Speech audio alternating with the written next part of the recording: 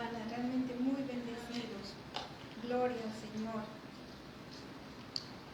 Continuamos con Mateo, tuvimos un descanso en Mateo la semana anterior. ¿Qué les pareció el toque de las trompetas? Amén.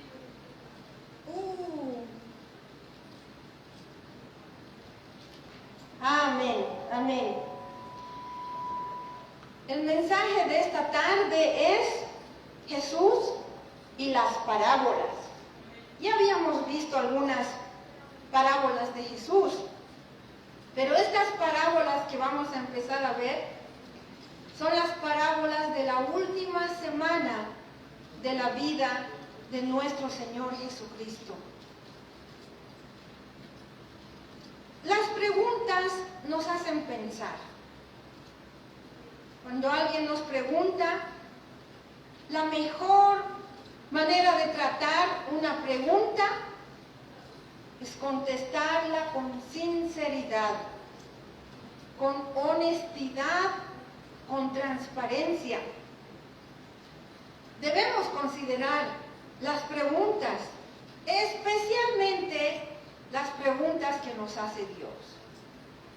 Y creo que Dios nos hace preguntas a través de su palabra. Si no anotan nada más, por lo menos anoten las preguntas y las referencias de la Biblia. Aquí adelante hay papel, hay algunos bolígrafos, aquí hay un par de bolígrafos. Si no anotamos, se nos va a hacer muy fácil olvidarnos lo que Dios nos ha querido decir a través del sermón. Y es interesante que, si notamos en la Biblia, Jesús contestó las preguntas que le fueron hechas. Y también es interesante que hay algunas preguntas que Jesús contestó con otra pregunta. Hay que ser muy inteligentes para hacer eso. Hay que tener una habilidad especial. En Mateo 21, empezando con el verso 23, los jefes de los sacerdotes y los líderes de la ciudad de Jerusalén le hicieron preguntas a Jesús. ¿Con qué autoridad haces esto? ¿Quién te dio autoridad? Y vamos a analizar estas preguntas. Para empezar, vamos a establecer claramente los líderes espirituales, ni los líderes políticos, en otras palabras, los jefes de los sacerdotes, ni los jefes de la ciudad de Jerusalén, no le dieron autoridad a Jesús para hacer lo que hacía. Jesús no se las pidió la autoridad a ellos tampoco. Y solo para entender por qué viene esta pregunta, los líderes religiosos eran los que daban autoridad a un profeta, o incluso daban autoridad a los rabinos en Israel. Y también un rabino muy importante, muy conocido, muy respetado, podía dar autoridad a un profeta. Pero ninguno de estos hombres le dio la autoridad a Jesús. Como dije anteriormente, Él no se los pidió a ellos. Y vamos a continuar hablando de esta autoridad en un momento más. Pero vamos a entender otra cosa. Le dijeron, ¿con qué autoridad haces esto? ¿Qué es esto que Jesús hacía? Hermanos, hermanas, hasta el día de hoy, todo lo que Jesús ha hecho, todo lo que Jesús hará, es bueno. ¿Están de acuerdo? Amén, gloria al Señor. Pero ¿a qué se referían ellos cuando dijeron, ¿con qué autoridad haces esto? Se estaban refiriendo al hecho de que Jesús limpió el templo. ¿Se acuerdan? Lo hablamos hace unas semanas atrás. echó a los mercaderes que estaban haciendo negocios dentro del templo. Y ellos estaban ayudando a los sacerdotes en estos negocios corruptos en los que estaban robando del pueblo. Y esto ocurrió dentro del templo. Y Jesús tuvo la necesidad de limpiar el templo. La verdad es que un templo tiene que estar limpio, no solamente limpio de la mugre, pero también tiene que estar limpio de toda cosa que impida venir a alabar a Dios. También Jesús sanó a los enfermos delante de estos sacerdotes, de estas personas importantes. Y una cosa más que les ofendió a estas personas es el hecho de que Jesús aceptó la alabanza de la boca de los niños. Y Jesús contestó la pregunta de ellos con otra pregunta. O sea, ¿con qué autoridad haces esto? ¿Quién te dio la autoridad? Y Jesús les pregunta y les dice, el bautismo de Juan, ¿era del cielo? En otras palabras, ¿estaba autorizado por Dios? ¿O era de los hombres? Lamentablemente, los líderes religiosos, los jefes de la ciudad o las autoridades de la ciudad de Jerusalén no se atrevieron a responder a Jesús con la verdad. No se atrevieron a decir que el bautismo de Juan venía de Dios. Esa era la verdad. Pero no se atrevieron a proclamar la verdad. Y fueron hipócritas. Contestaron, no sabemos. Esa es una respuesta muy hipócrita de las autoridades religiosas. La respuesta, ¿de dónde proviene el bautismo de Juan? La respuesta estaba en la misma pregunta. De Dios. De Dios. Entonces, ¿quién le dio la autoridad a Jesucristo para hacer lo que hacía? Dios también. Cuando Jesús empezó su ministerio, lo estudiamos en Mateo capítulo 3, Dios mismo verificó la autoridad que le estaba dando a Jesús.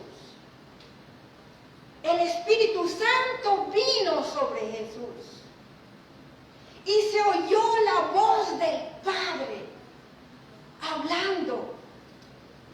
¿Y qué dijo el Padre? Este es mi Hijo amado. Yo estoy complacido con él. Esa es la autoridad que el Padre Celestial le dio a Jesucristo para hacer lo que hacía y para hacer lo que hace hasta el día de hoy. Alabado sea el Señor. Voy a hacer un pequeño paréntesis para decirles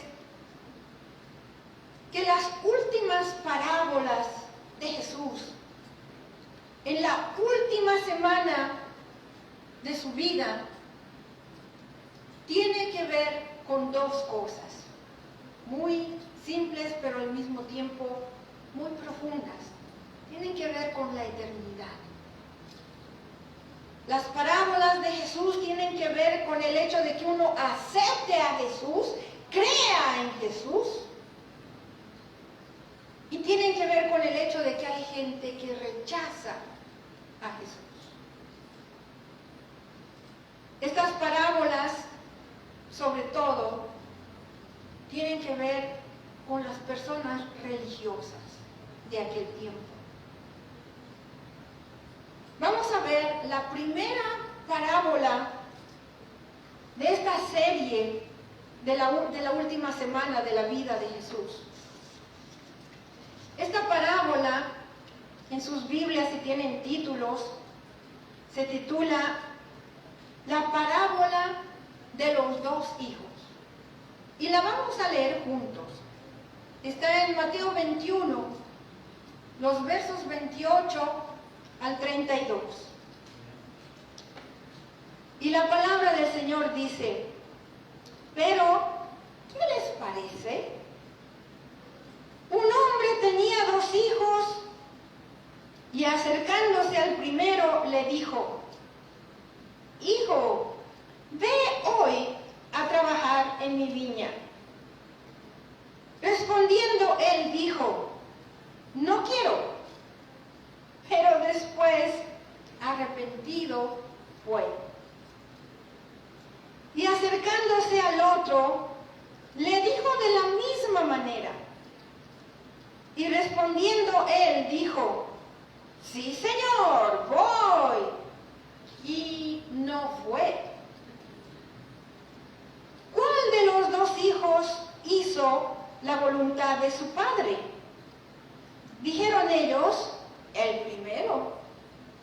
Jesús les contestó: de cierto les digo que los publicanos y las rameras van delante de ustedes al reino de los cielos. Porque vino a ustedes Juan en camino de justicia y no le creyeron, pero los publicanos y las rameras le creyeron. Y ustedes, viendo esto, no se arrepienten después para creerle.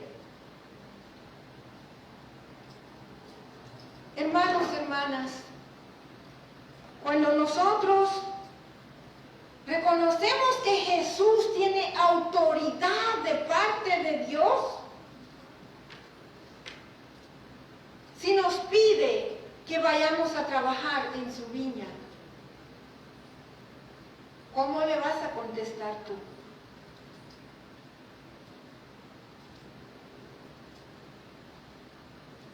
Esta parábola también nos ayuda a entender dónde estamos en referencia a la voluntad de Dios.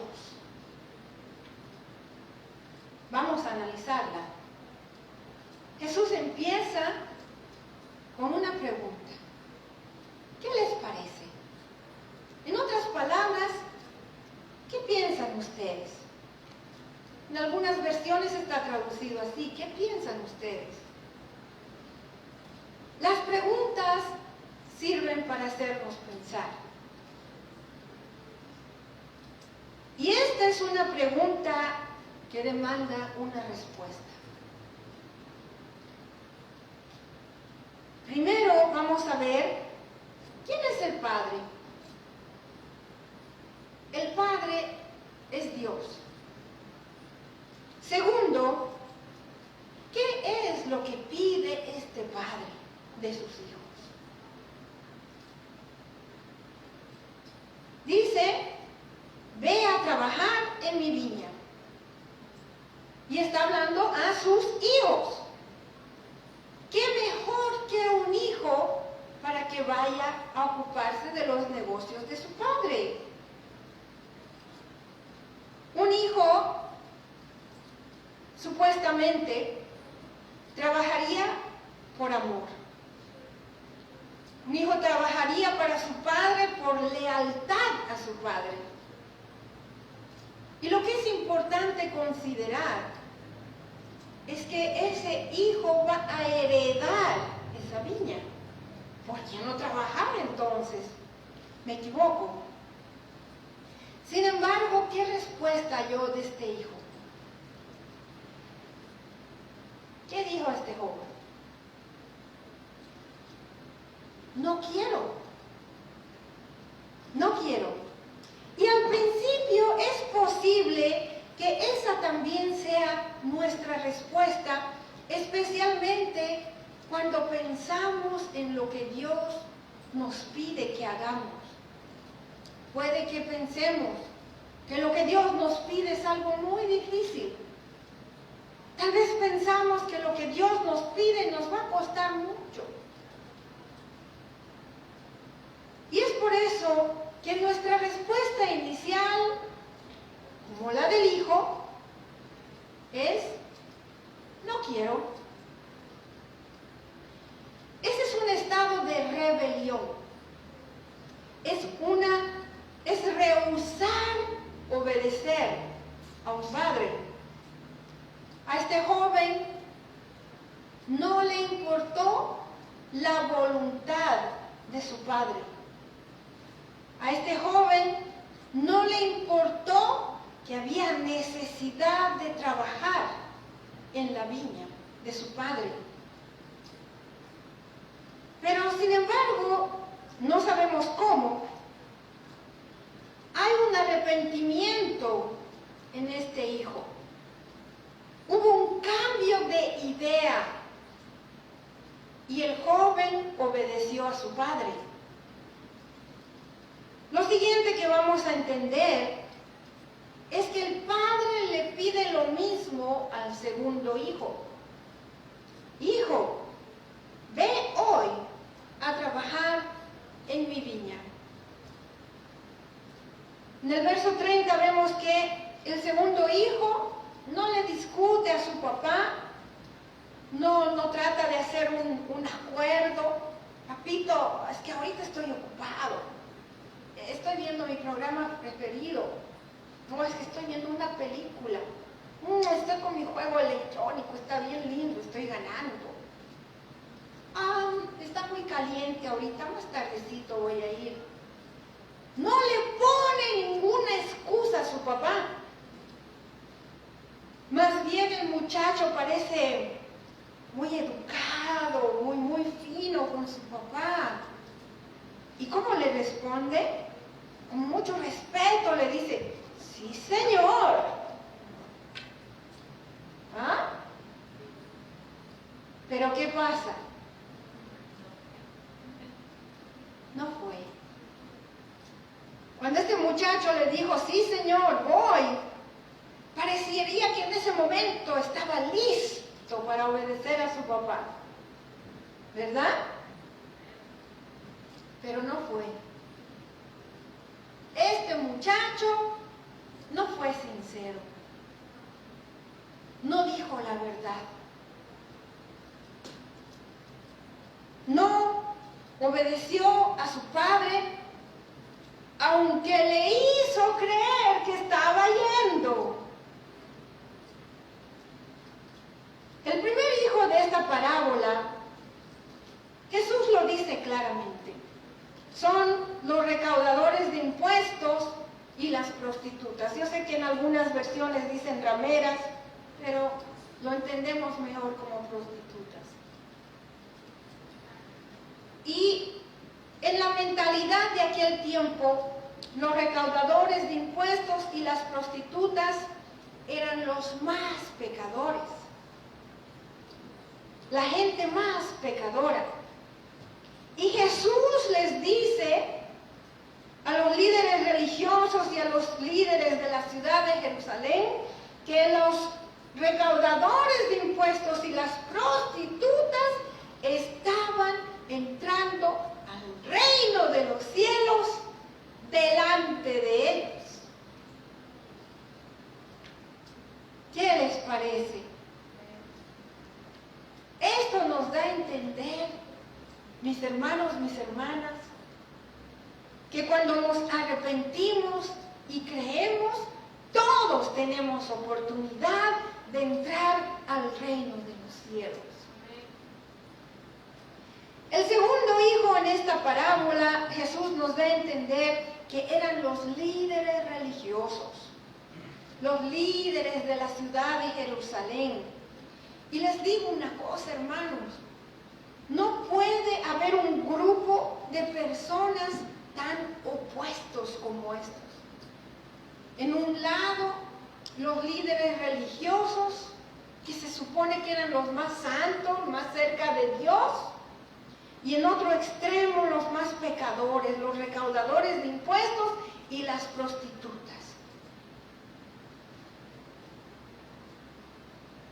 De los que menos uno podría esperarse, pero sin embargo su respuesta fue en arrepentimiento y en fe.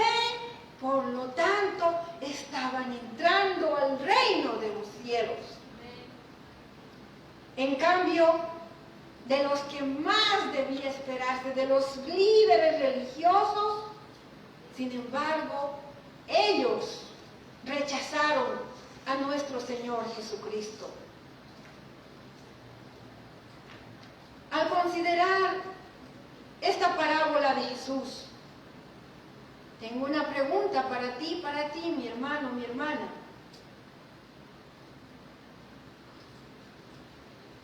¿Dónde te encuentras tú en esta parábola? ¿Cuál de los hijos eres tú, mi hermano, mi hermana? Algunas personas se identificarían con el segundo hijo que dijo que sí, pero no fue. Tienen toda la intención de ir, pero por alguna razón no lo hacen. Hay muchas preguntas. ¿Por qué no fue? ¿Estaba esperando un momento más conveniente? ¿Había algo que le impedía ir? O como algunas personas, esperó hasta el último momento y después iba a ir. No sabemos la verdad. No sabemos la respuesta. Pero creo que hay una pregunta más importante que debemos hacernos. Los que estamos en el lugar del segundo hijo que dijo sí, pero no fue. Esta es la pregunta. ¿Cómo puede una persona que dice que sí, que tiene las mejores intenciones, pero no cumple la promesa?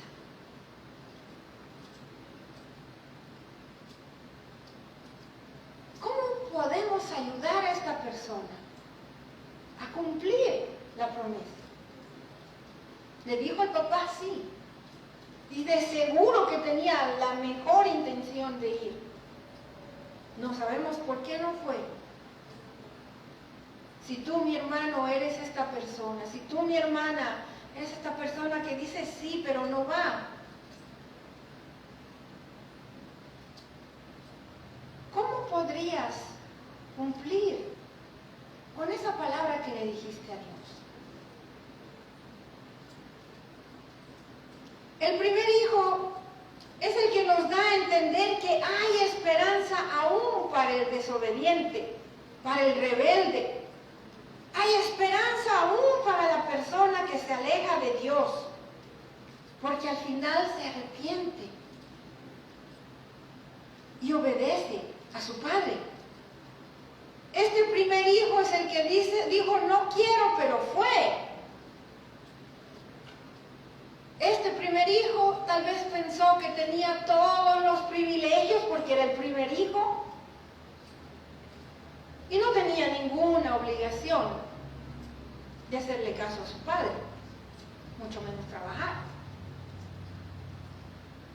Pero la pregunta concerniente a este primer hijo que se arrepintió y fue, ¿qué le motivó a ir cuando al principio ni siquiera tenía intenciones de ir? ¿Qué cambió? ¿Qué movió a este muchacho a arrepentirse y a obedecer? Es otra de las cosas que no sabemos. Este primer hijo pareciera ser una de las personas que hacen solo lo que ellos quieren y no obedecen a nadie. por más que sea el padre que les pida que hagan algo. ¿Conocen esas personas? ¿Qué cambió en este muchacho? Quiero decirles, hermanos, hermanas, la vida cristiana, la vida del creyente, no se trata tanto de obedecer y desobedecer. Es muy importante, sí, el obedecer, pero no se trata solamente de eso. La vida cristiana no se trata de tener buenas intenciones, nada más. La vida cristiana no se trata de lo que yo digo, simplemente. La vida cristiana se trata de arrepentirse y de cambiar la manera de pensar. Y al cambiar la manera de actuar, al cambiar la manera de pensar, va a cambiar la manera de actuar. La vida cristiana también no puede ser influenciada por nuestra manera de sentir. Si tengo ganas o no tengo ganas de hacerlo. Ese no es el punto. La vida cristiana se trata de abandonar el mal camino y de tomar el camino que nos lleva a Dios. Amén. Gloria al Señor. Gracias a Dios por los que dicen amén. La vida cristiana se trata de tener una actitud abierta hacia Dios. Tenemos que tener una actitud abierta como para entender cuál es la voluntad de Dios para mi vida. La vida cristiana se trata de tener una determinación y firmeza para conocer la voluntad de Dios y hacer la voluntad de Dios. La vida cristiana se trata de ser auténticos y no hipócritas, especialmente con Dios. Que cuando entendamos su voluntad, por más que nos parezca difícil, vamos a hacer lo que Dios dice. Vamos a someternos a su voluntad, por más que nos parezca ilógico, por más que nos parezca ridículo. La vida cristiana se trata de aceptar la voluntad de Dios, sin poner condiciones y poniendo a un lado nuestras emociones y nuestros sentimientos. ¿Ya no dicen amén? Amén. Amén. Gloria al Señor. Esta parábola nos lleva a diferenciar lo que nosotros quisiéramos diferente de lo que nosotros creemos.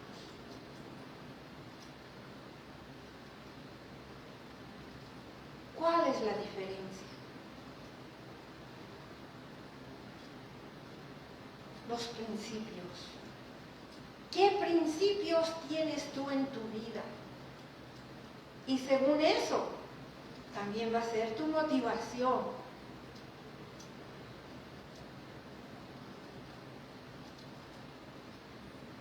Cuando tú crees en Dios, cuando tú amas a Dios, tu vida entera debería ser solo para complacer a Dios. Amén. Y no más a ti mismo. Ya no más complacerte a ti mismo. Si amas a Dios, Si lo has reconocido como el Señor de tu vida entera debería estar sometida a la voluntad de Dios. Gracias por los que dicen amén. Jesús, para terminar, hace una pregunta que hoy en día es todavía muy importante.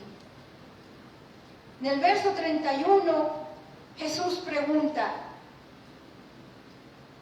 ¿cuál de los dos hijos hizo la voluntad de su padre?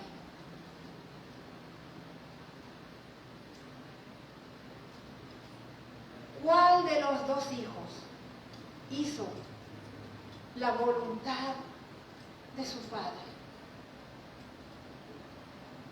Hermanos, hermanas, el peligro en estos tiempos es que hay personas que nada más hablan de su lealtad a Dios. Hay personas que hablan de su compromiso con Dios, pero no le obedecen.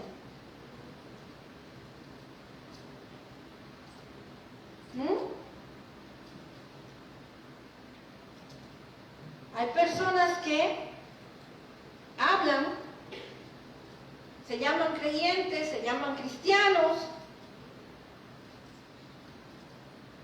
pero no se han preguntado: ¿cuál es la voluntad de Dios para mi vida?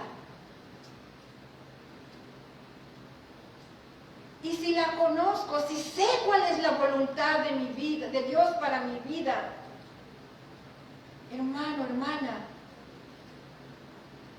¿qué es lo que nos impide hacer la voluntad de Dios?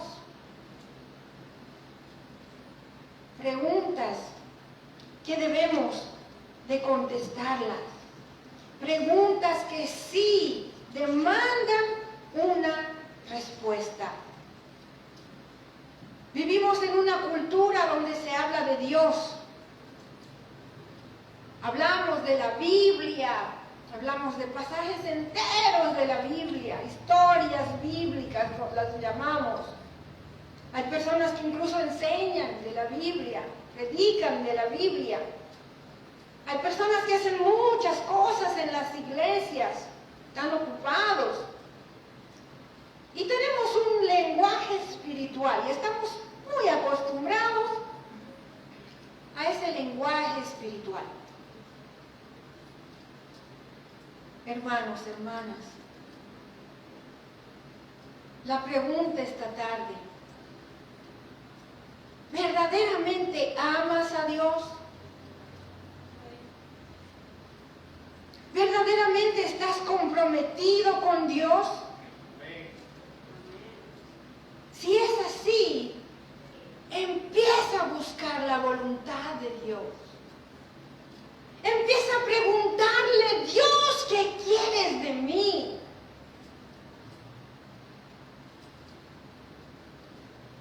¿Qué quieres tú de mí? Mateo 7:21, yo se los voy a leer.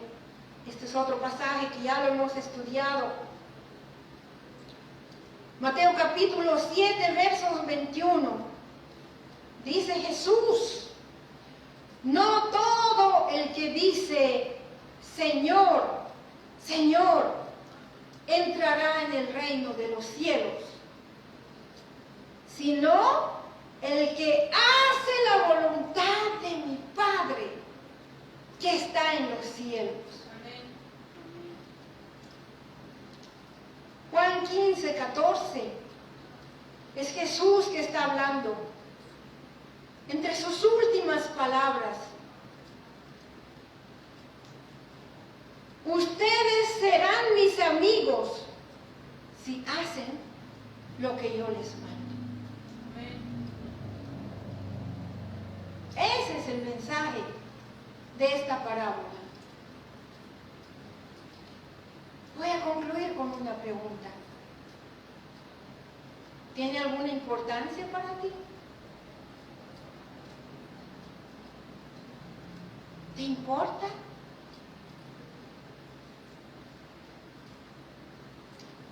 Vamos a orar. Padre Santo, Señor, te damos gracias, mi Dios, porque el maravilloso ejemplo de tu Hijo Jesucristo, un ejemplo de obediencia, de sumisión, en el jardín de Getsemaní, Jesús te dijo, que no sea como yo quiero, sino que se haga tu voluntad.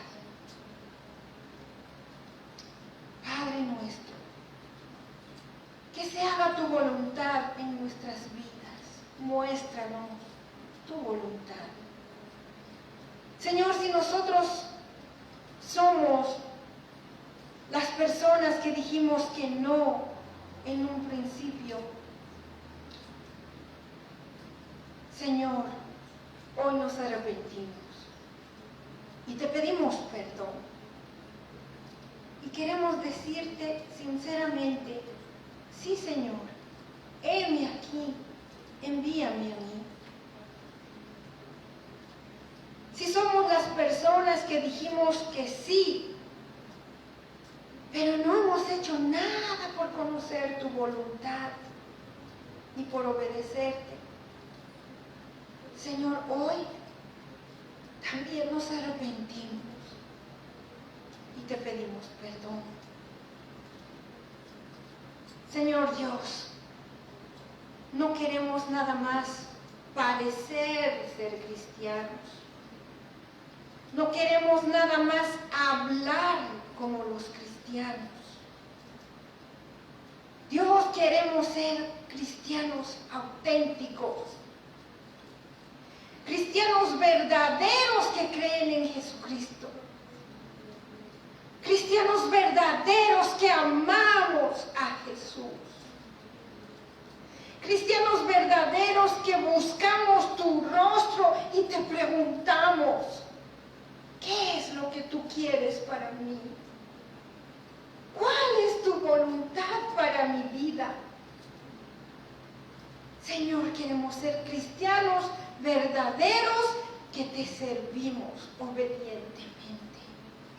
Y no importa el precio, no importa el costo.